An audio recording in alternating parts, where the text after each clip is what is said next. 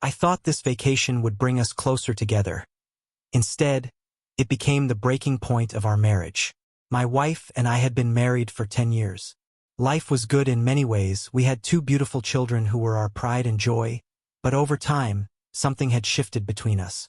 Like most parents, we got caught up in the endless cycle of responsibilities.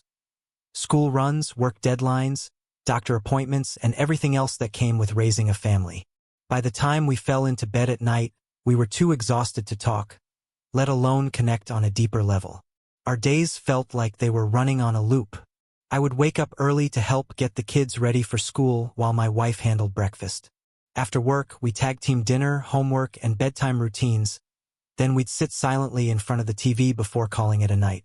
Weekends weren't much better, packed with errands and kids' activities. Somewhere in the middle of all this chaos, we had lost us. It wasn't always like this. Back when we were dating, my wife and I could spend hours talking, laughing, and just enjoying each other's company. But now, even when we did have free time, it felt like we didn't know what to do with it. Conversations had turned into discussions about bills or who would take the kids to soccer practice. That's when I suggested the vacation. A break from the routine sounded like exactly what we needed.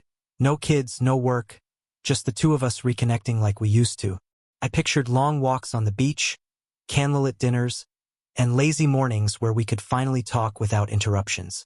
I believed this trip could help us remember why we fell in love in the first place. She agreed without hesitation. Maybe she felt the distance too, or maybe she was just ready for a change of scenery. Whatever the reason, we booked a tropical getaway, a chance to hit reset on our relationship. I was hopeful, even excited, that this trip could bring us closer. We arrived at the resort early in the morning. The warm sun, the sound of waves crashing against the shore, and the laughter of carefree tourists filled the air. The beach was breathtaking, white sand stretching for miles and crystal-clear water glimmering under the sunlight. For a moment, it felt like the perfect escape. Our first day was filled with small joys. We walked hand in hand along the shoreline, letting the waves wash over our feet. She giggled when a small crab scurried past her toes, and I couldn't help but smile. It was the first time in weeks I'd heard her laugh like that. At dinner, we shared a candlelit table overlooking the ocean. The sunset painted the sky in shades of orange and pink, and we talked about how much we needed this break. Felt good, like we were starting to connect. But even amidst the smiles and laughter, I noticed the cracks. She spent more time on her phone than I liked, scrolling through social media or texting friends. When I asked her to join me for a sunrise walk the next morning, she shrugged it off, saying she needed to catch up on sleep. It wasn't a big deal, but it stung.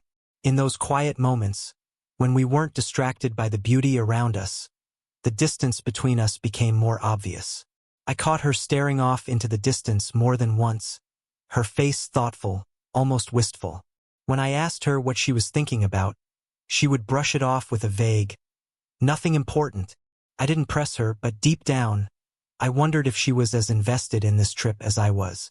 Still, I held on to hope. After all, we were here to rebuild what felt broken, to remember why we fell in love in the first place.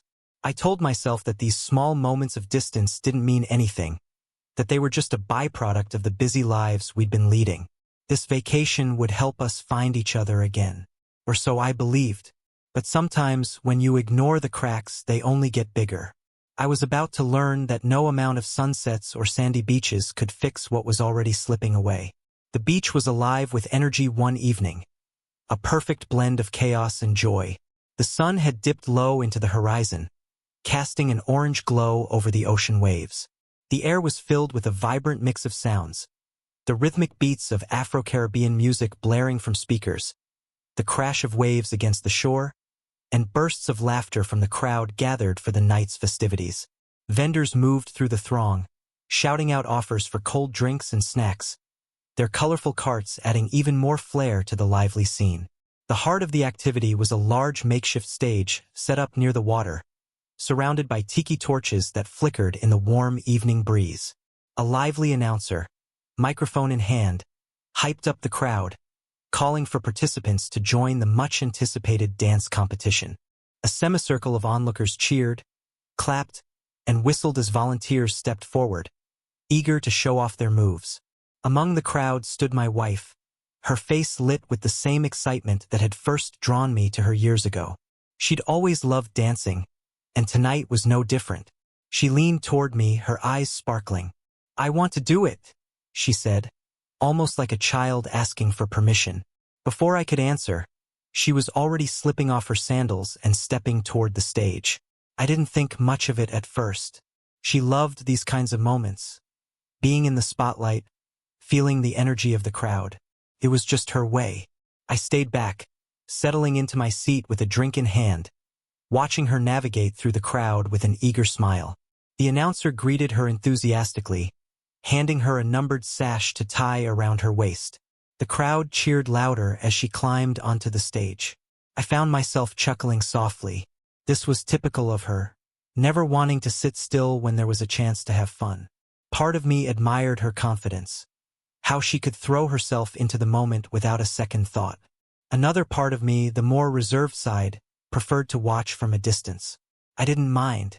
I was content to let her enjoy herself while I stayed in the background. My wife's face lit up with excitement when the announcer called for participants in the local dance competition. At first, I didn't think much of it. I figured it was just another fun activity, part of the vacation we planned to reconnect and escape the stress. Then he appeared, her dance partner. He was a young, charismatic local with a confident stride and an easy smile that could charm anyone. His skin and athletic build suggested he spent a lot of time in the ocean or playing sports. His movements were smooth and sure, like he owned the dance floor before the music even started. He introduced himself with a bow that made my wife giggle. She gave him her hand, and from that moment, it was as if I didn't exist. They started dancing, and I watched as he twirled her effortlessly, making her laugh and blush. She seemed so carefree, so alive. For a moment, I thought maybe this was good for her. She deserved to have fun. But as the dance continued, a knot began to form in my stomach. The way he held her waist, the way she leaned into him, it was too much. I stood there on the sidelines, clapping awkwardly with the rest of the crowd, but I felt like I was in a different world. The cheerful music felt like a mocking tune in my ears. I wanted to look away, but I couldn't. Each laugh, each lingering touch felt like a stab to my chest.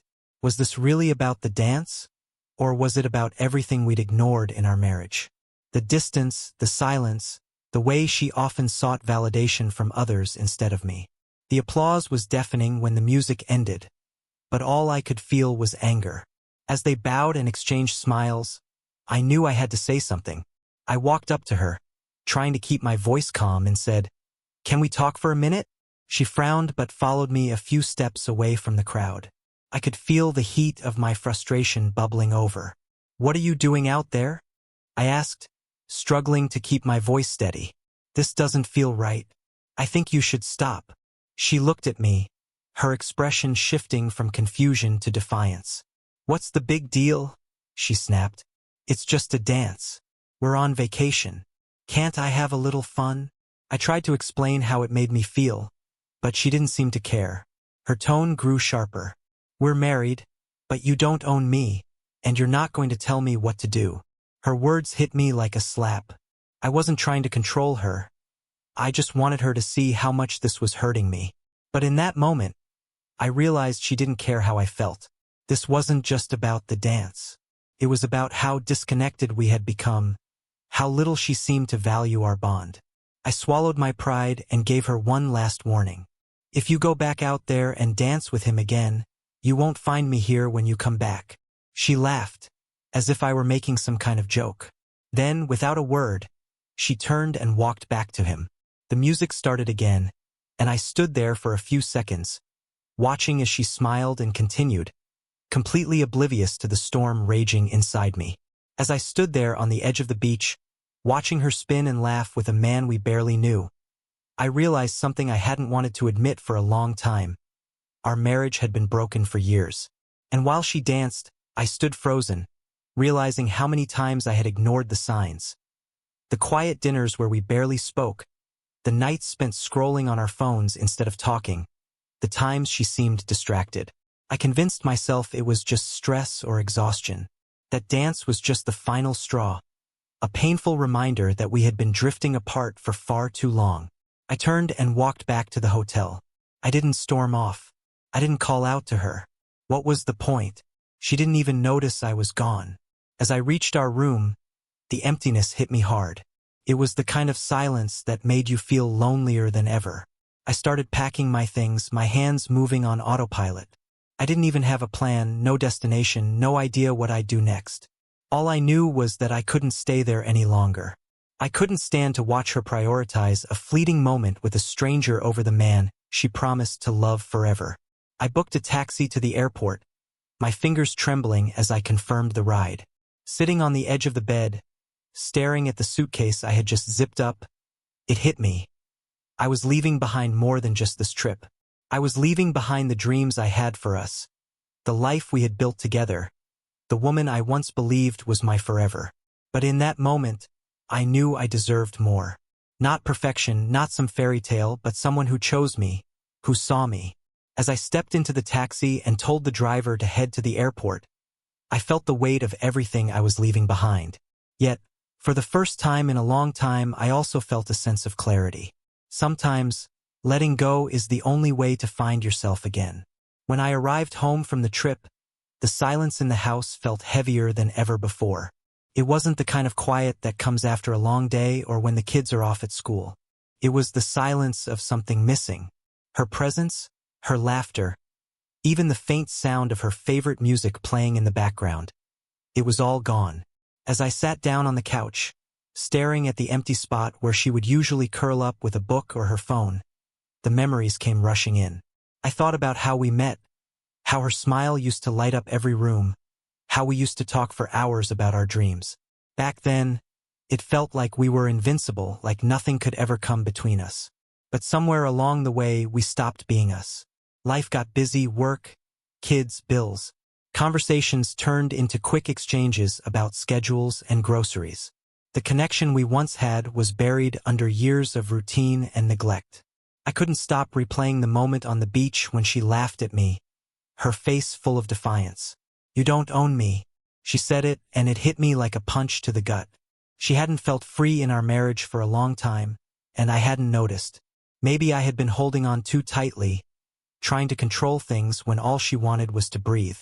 But her words weren't the only thing that hurt. It was the way she chose to walk away. Right back to the dance floor, to a stranger who could make her laugh in ways I hadn't in years.